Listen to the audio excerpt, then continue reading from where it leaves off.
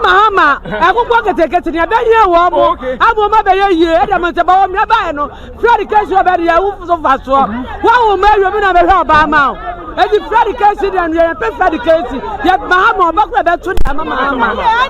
And it's about Mahama, of course, Mahama. To the boom, boom, boom. And it's a almost NPP about Omuchomuta, one touch for Mahama. One touch for Mahama. One touch for Mahama. One touch for Mahama. Good, sir. Remember Akyemfo opposite Dubai. Opposite Dubai. On some your Akyemfo market. Station on Mahana. I said, get the phone one. I go so and no more Mono. Said the music comes some legacy. I feel there. Oh my brother, my home. What pass on October at the NPP among you. Also, Mojo. You go so. You go so. How the menakasa? Ampa. Okay, right. Sabre the Nabusha. I come you can. About one who ya and you go so. Edruha. Yo. Am okay? Also me house. About Yami at my feet. About my ID card. I lamento. What the guy you want more to Aba? Na my ID card I better now. Okay, yes, Abrabum. Yes, is name Hukumoti. A few way. I'm a Kuajina, NDC, NPP, and then when you quack. A fair fan of Hukumoti with me that NDC and Kokumoti. I didn't know what Mahama Sabbath. Medano Mecanasa and one. Thank you. But also a frozen. A friend of Quickwaban. December 7th, one echo. NDC echo. Resident here. Akufo-Addo NPP buy no. Am I a businesswoman, businessman no? Yeah, brepa because of exchange rate no. Am I a bre? Enti a person system no ba.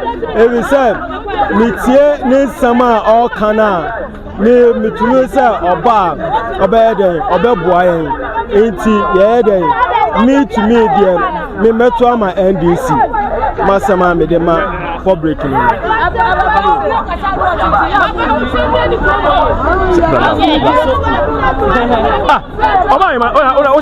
Messi Mahama, I go walk take it in a bed here. I will not be a year. Dr.Bawumia by no. Freddy Casey about the Wolf of us. What will marry a man of Obama? And the Freddy Casey and the Freddy Casey, yet Mahama, back with that to Mahama. And it's about Mahama, of course, Mahama.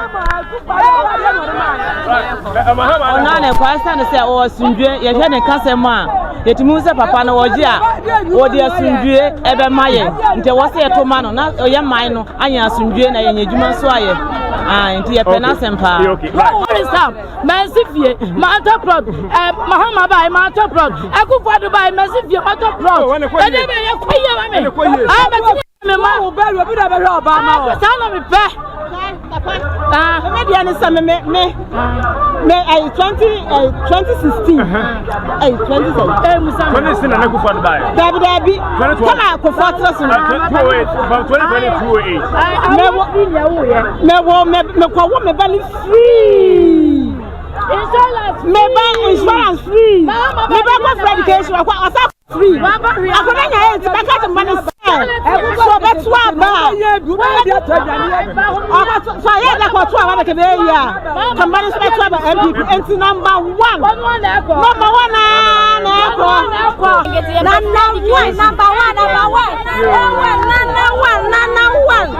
na me mami enu awie me mami enu this is the man to the boom boom boom and sir omu nunu omu NPP for no about Omuchomuta, one touch for Mahama. One touch for Mahama. One touch for Mahama. One touch for Mahama. Okay, now sir. Yo. Bawumia. I just say, Mahama by Doomson. About Sakache Ghana say, you are shot mamle. No, the God, Yakwa. Anthony, and to be a did attempt there. Young Uncle Trump about Zamano. Ama Obasma Obia, young Trabama Linia, Crowba, Machari, and Bawumia on one echo. The Amame Pananado, ne say. Me buy where we assess. Me won't be as my me far bag. Me won't free. What assess free? wobekwa university free etina na do de wono a na ekwa NPP wono a Bawumia wobedi adibiem enti yanto aba no kura no ye solo kusidem enti aba no yadi ahwene yadi eti yadi anan yadi amawre yadi ne nyina abeto aba ama Bawumia ana bekọ Mahama de aduro bi anka dem aduro bi anka dem meni nyina ya tuwa ma Bawumia eti aduro bi anka dem oboy ma pacho afi nyame atma pacho ba pacho aha okay na otu aba afi ame ko be na fi oju ko mo tina e dey tina fi wo heso atu aba ama amani ko pe eye December 7 me pacho meto ama Bawumia muche mo ni say the entire meto ama na ne say me back free education enti the woma ye we enti wasa meto aba na ma wo mo no mo sa to aso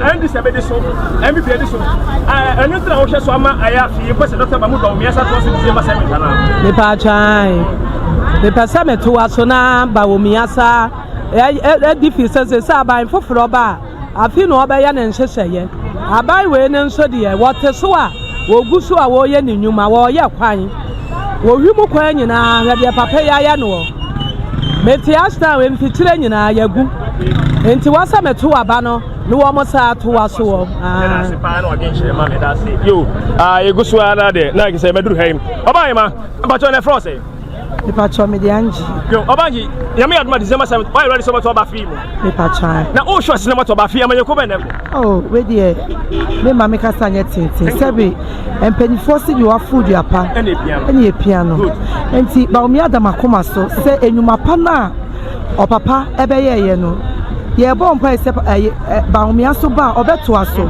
enti me de Bawumia e ka me kuna ka ba no kwa ye tu ni sesi a ama no because them adia uko hospital kura na chese first na ka okuta buku kakraka e na ko hospital kura he bibi o computer so ko hospital ne kwa akwa ma wo akwa no refi date kwa uko e boy ya ne wahu e na afi kura so free education ba ye me ba ko bi aboa mi ye aboa mi ofa baby aboa mi nua bi baby enti di wo fudu apa e no si epia nti me sremo Ghana for ye fa akoma pa eni adwempa ye ko to aba no e ma owura Bawumia eni kuma se dwomfo ma nyina ye ko to ma no di wo fudu apa eni epia no ye da ma se frost e ba cha me da blampoma mame nyame aduma December 7 why ready safi o to aba e ba cha meto aba na o to aba aja amanye ko be na ko e ba cha meto ama Bawumia o to ma but ha o to aba e ba cha de ti meto ama Bawumia no eduble bi na mbako school na metwe school fees term bia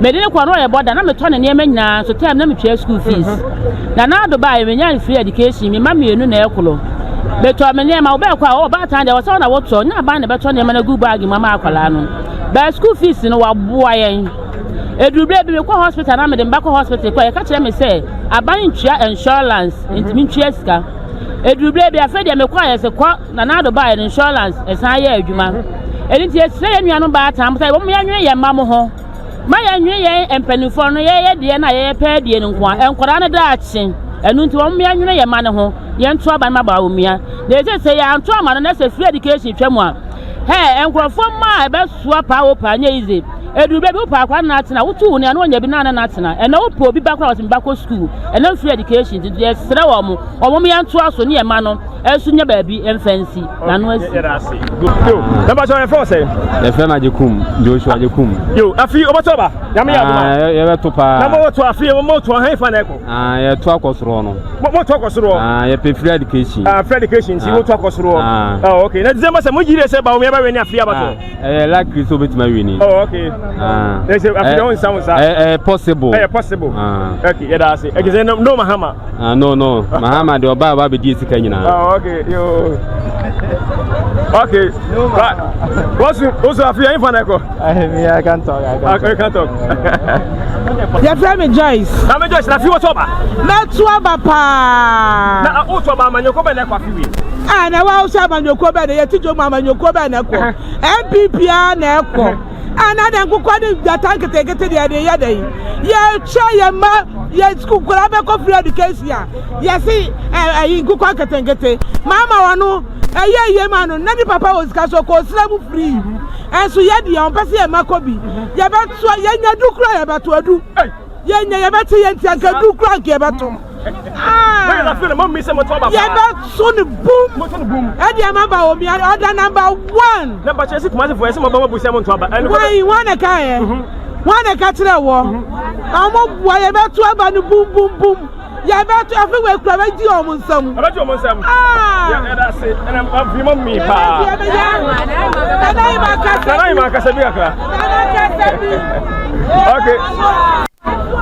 Okay.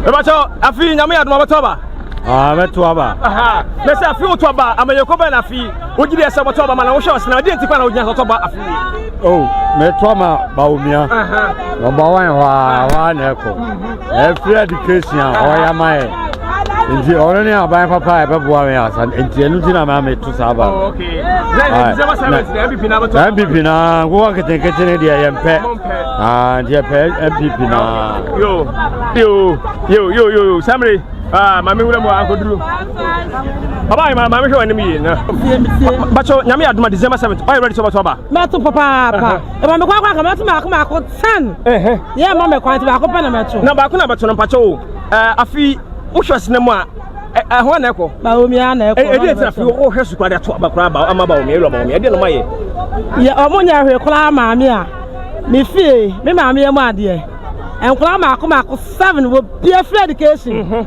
Sanya free education. I can be able to school. Yam penny for a woman who will be a question to cry. As one of free education, to mako 7, make me 2, and I go school open area free.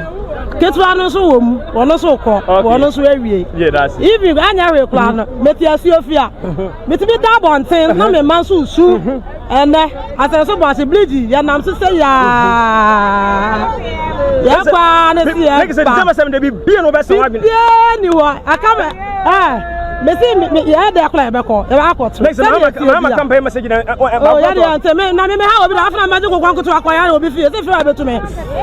Ah, may I will be there, go one to a woman to me, if you have to me, when you have time to go hang up, okay.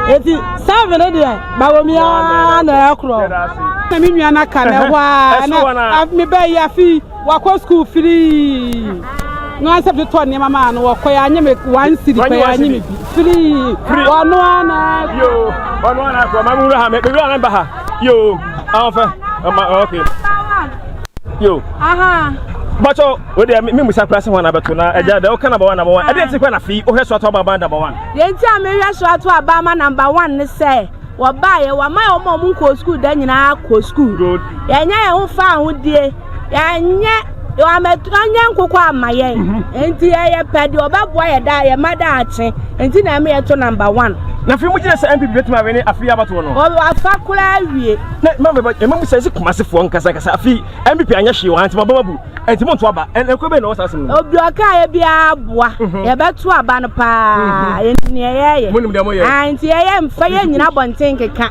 eni nyina wo ye tirim yenim ne ye enti mo gina se Mahama ontime we ni afi we no oni ba bia yeah aba ye wa ode sheze kia na kasa afi we de wa ya de bia mani anje wo Ghana ya mpenkwasi eguo ye de akoma fita mutu abama wa ni nukura ma ye ye obi oba betina so ye obi obedi nukure nti so betina so na wundi nukura ye ho ye jina ewie mu dada o obi anto mayandi nanso ye bedi na tu abama o nanso obi enu o ma bi video nti ye tu abama wa di nukura ma ye mu di sheze kiane ya mo what ya tu ama ya ho chire ye enti ya tu ama wa ma ya ho chire ye biam because abato na eto ye no ye de ho nyina atu akufo ado so me ya kwato aba akufo ado da ya kwa menhia me ko fa no ma Dr. Mensa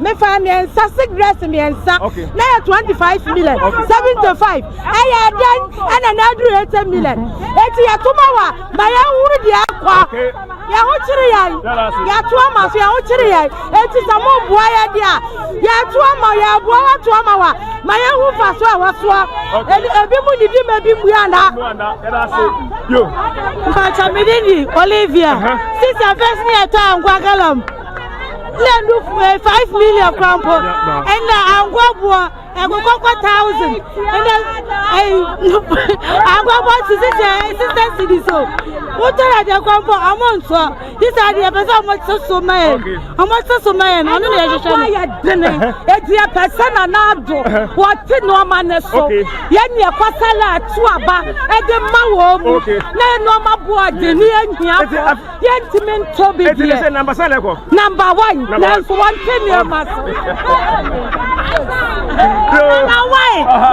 number 1 na wo kro me se ya dane ankukọ NPP kwa na de besiwa one ya beto ama wo NPP dane ankukọ kwa de besiwa NPP se ya dane ankukọ ya de NPP ayi kwa address ankukọ ade besiwa one ya beto ama no okay December 7th December 7th number 1 one ya to no one na ekuro aba ya de na ya dai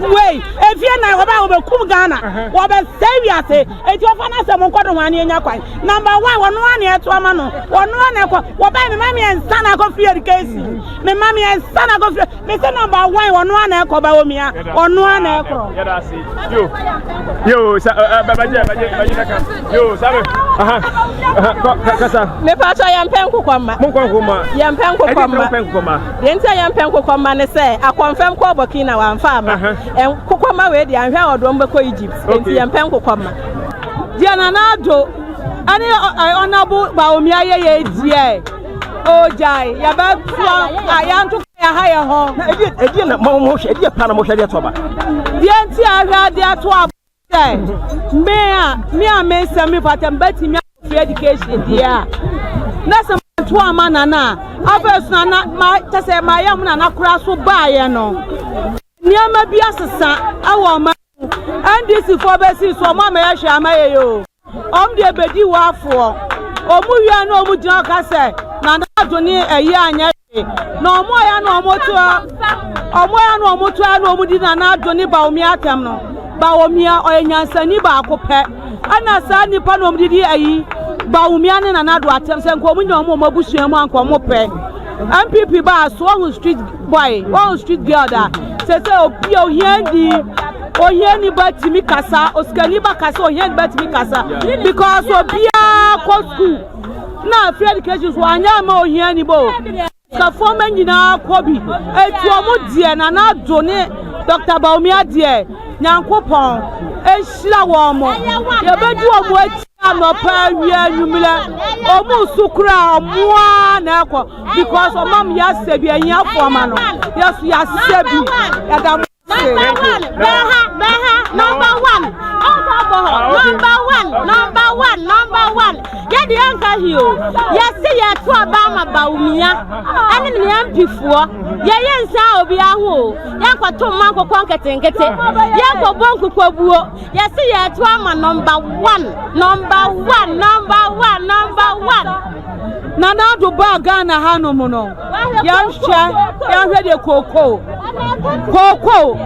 Nandado atimi ama nurses for anya baabi agina yesu ya banya baabi agina eti omu dia so omu ba kunye yo omu de omu atinye bedi yampa nkokwamba akonfirm create me to Burkina dia akokoma dia eni ka ne be form so why adamu asaya why yo naga se abusia dede na ane digu so me see NPP ni anyi so me ya akonfo de no anto amomo omu anu na asa two parties so me ya akonfo ento amon to the party they see empa mu biam ya bromo akonfo parties ani thank you yo mama na also afi ohwema hwana echo education afi de sha na asomdwe eno na ye hia obia ni wo beti ayo man ye age na me na ti ya de ye asomdwe ba mo de number 1 na mo fantim wo na free education no ento asomaye na pensono ni atimi to bibia ye di free etimi na tuama na ya one ono na ya bani na ko school awunya kura utibi ko school ya atimi tuaso na na baba mu ya tuaso mbo aya one ya didn't leko yo sabe de nege se era so ewo aye ejom yo okay yo sabe ba so obato oba ni bi bato bi pa sa obato oba pa bato pa nana do rada nana hey sa obato NPP nana yanse wa kia wo mi amejira we nana e ka me ye guy nana nyame wa sure wate wa sure pa anyway, catch where they shran the man and what? Thank you. Yeah, I see. And I say MPP no so about man. Yo, Samrin, Abusha, e go so agi against na no. Na Ghana for and mo toba. And so my ready so toba fino and no mo gen ko. Ba pa ni be gina ho. Bosu. Na afi obotoba. Na toba pa. Oshas na ma as youth obotoba. Ama yeko be na fi ogide se obohweso na so obotoba e de ama no e December 7. Me da say a friend Bismarck. I am here you am ton shirt. Okay. No man there to be frank honest, him why thing. Okay. I'm why the pa be shirt be am try. First time me find 1,000. He say me find 1,005. Okay. He says there and you me see ka kone there. Be dem person sisan ban no. O sama na manyeko be na eba. Be dem person to ma kwa me sheda. Chada. Oh okay. Ogide se chada ba wetin be aye no ma ye o. Said the OC canning 7 dem jiso be boy you to know. Oh okay. Can it say? At December 7 the chada na eko. Sheda na eko. Oh okay. Yeah, what number 12? Oh number 4. Okay. NPP and NDC abekronsa. Debia enwokwane confirm. Debia enwokwane confirm. And that go to ko Burkina. This time me nim ne we metu akọ. By chada which see ndi ono wo sika dada. Ntanya wo sika kete no be no bibi. Because ono share plans or dey bana. Utumi say yes. Or vision for the world. But what tie mo ma kana utumi say like omo yen ndako ne ntenam. Debia on pase ebo omo na e da ne se to mo omo. Ntimi tumi meto aba chada. Mento machada mento aba. A waste of time. Be pam sika. Okay, NDC and NPP bar so and yeah and I say no more my youth no I say my youth no oh no one benefit the oh so far. Oh some benefit you. Me who no money be. No, but the main thing is that the youth here juma. Okay. Youth na dey here juma. Am ya nkwa juma ya mpe. Ya pan abe juma na wo bie juma good. What China man say ah. Akwa get what me e provide on no adwuma yes omo tietie so mo hwe no omo abo no Ghana ha wo ya ade mpo ye bunu kwasi asam ye de sika ba kwatena bro tie de support nsane na asefo en kwasi asam ye hia adwuma no mo chan bibia na ze come December 17 the next o san o ba san sakura me nto abakura da me o to abakura da me de ya den fa Ghana ni o so to aba me ya Ghana ni me ya santini me ya Ghana ni Ghana man no masai ya santini me da some points thank you. A very big hello to all our lovely Taptap Send customers across the world. We appreciate you and we say a big thank you for supporting us and sticking with us all these years. You are the reason Taptap Send is there, and you will know that right now you are not able to use Taptap Send to send money to Ghana. The reason is that the Bank of Ghana has suspended our local partnerships with banks and financial institutions in Ghana. That means that we are not able to send your money to Ghana right now. This suspension is to do with the wallet product, which we Taptap Send launched in the UK and Europe. The wallet product is licensed by the regulators in the UK and Europe. It is legal and is totally compliant with all the regulations. Bank of Ghana, however, have some concerns with the wallet, which we are working really hard to address. So for now, they have suspended our operations in Ghana for up to a month, and we are working to do our very best to reduce that suspension as it stands. I will say though that the wallet product is legal in the UK, like I said. Your money is completely safe and protected by the laws in UK and Europe. So don't worry about your money. If you have money in the wallet, it will still be there when we come back, and it will be safe and secure. This wallet is innovation from us, and we hope that we can resolve this and continue to serve you, the Ghanaian diaspora. What I'll say though is, just like you stuck with us all this time, please stick with us again. Don't send your money through others. Hold the money if you can and send it in December, because we are coming with big promotions. We are coming with big giveaways, and we are coming with good rates to allow you to send money to Ghana and have more money for your loved ones in Ghana. So please stay with us. Your love help us build Taptap Send to where it is right now. Your love and your support will continue to help us come back from these issues and continue to build Taptap Send. Thank you very much. We love you from all of the Ghana team. Please keep supporting us. We'll be back soon. Taptap Send. Papa no no.